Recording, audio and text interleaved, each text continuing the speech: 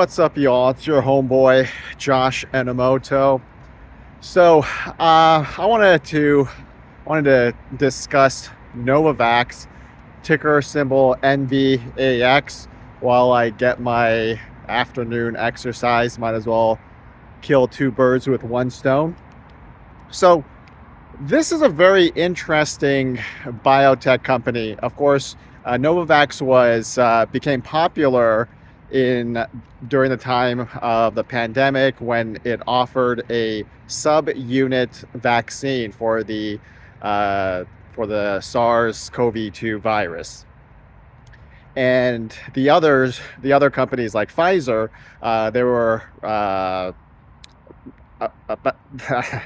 they were researching and developing messenger RNA-based vaccines. So Novavax was one of the companies that went with an alternative and more proven route with a sub-unit approach.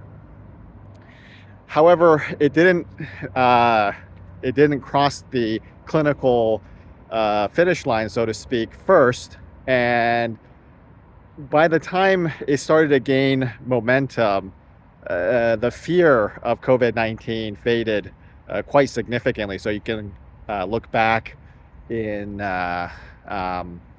starting from January, February 2022, the fear of COVID fell dramatically. And at the same time, the stocks of companies like Pfizer also fell at that time. So did Novavax. And it has been a struggle. You're talking about a stock that was priced in triple digits, and now, as of the time of this video, I think it's somewhere around like a few cents above $4 per share. It has been a terrible loss for NVAX, and of course, because of that, you have a significant amount of short interest as well.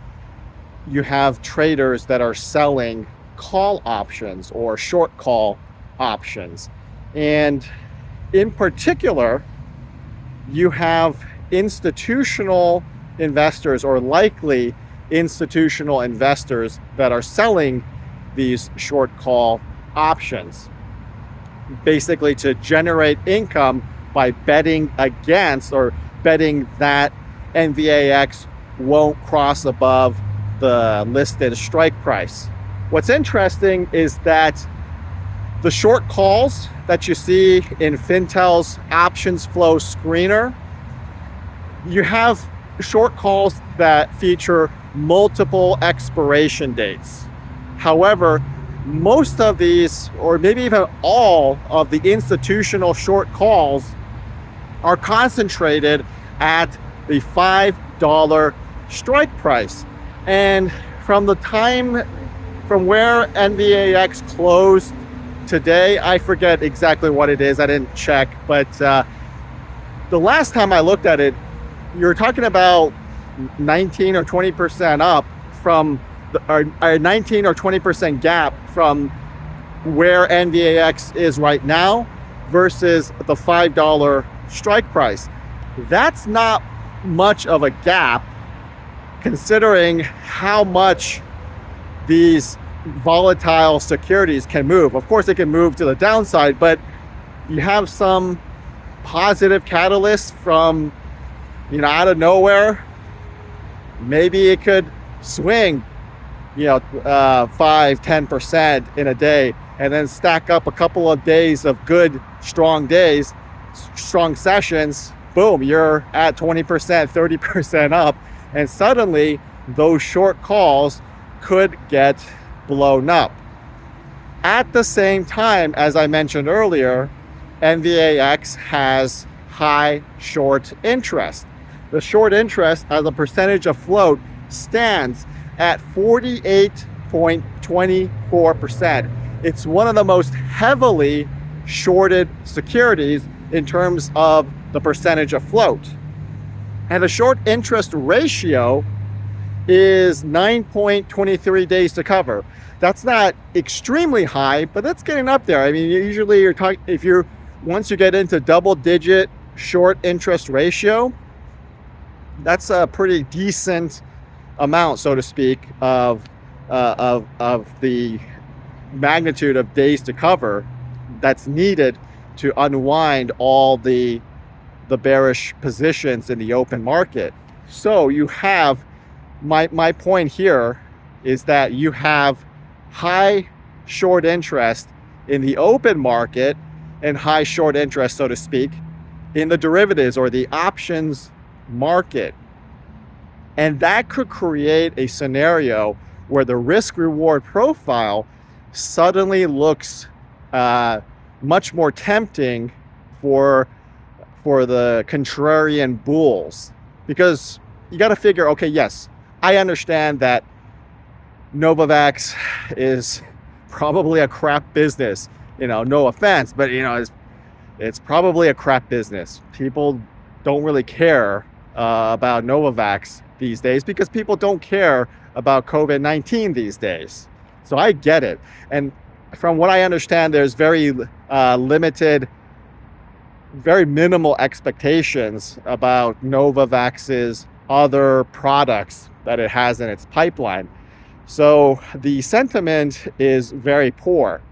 But my hypothesis, and I'm not, this is probably too rich for my blood. I'm not, getting into NVAX at this time. I'm just kind of giving you my thoughts here.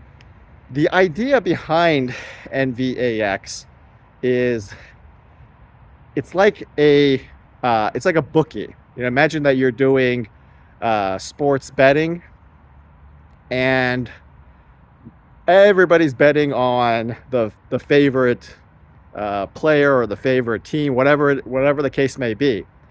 And so everybody's betting on the favorite, and nobody is betting on the underdog. Well, in that kind of situation, the bookie wants to balance his books, I'm sure, so to speak, try to, balance the delta, if I use a financial term. So you want to balance, the bookie wants to balance the delta. And so he or she may entice other bettors to take the opposite side, just to to keep things even or more balanced. At some point, the bookie, the odds maker, may adjust the line so that the contrarians will take the opposite side of the wager. Because if everybody is stacked on one side of the equation, there's really no market there, right? Somebody needs to take the opposite side of the bet.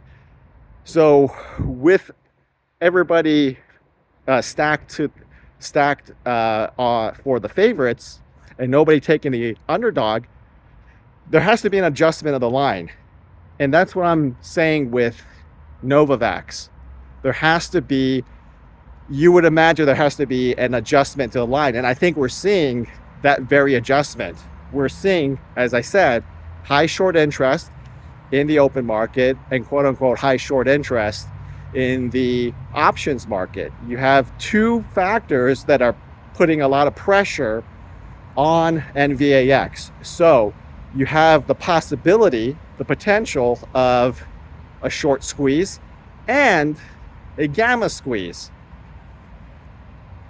For the contrarians, that might be an extremely tempting proposition, because if it was just high short interest in the open market, or if there were high volume of short calls in the options market, but nobody shorting it directly in the open market, it might not be that tempting of a proposition because of how poor the business proposition is of Novavax.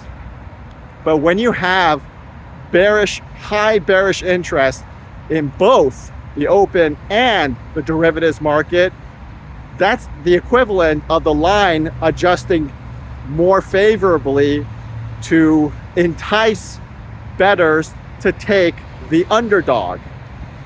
I've got to imagine that NVAX, if not just for the short term, probably just, this is a short term opportunity. I get it, but in the short to intermediate term, it's quite possible that NVAX could fly higher. I know it sounds crazy. I know it sounds completely out of mind, but when it's so enticing for somebody to take the contrarian bet, for somebody to come in and say, let's blow up the bearish positions, it's there because you have pressure on both the open and the derivatives market. So I'm not saying, and I'm not guaranteeing anything, but watch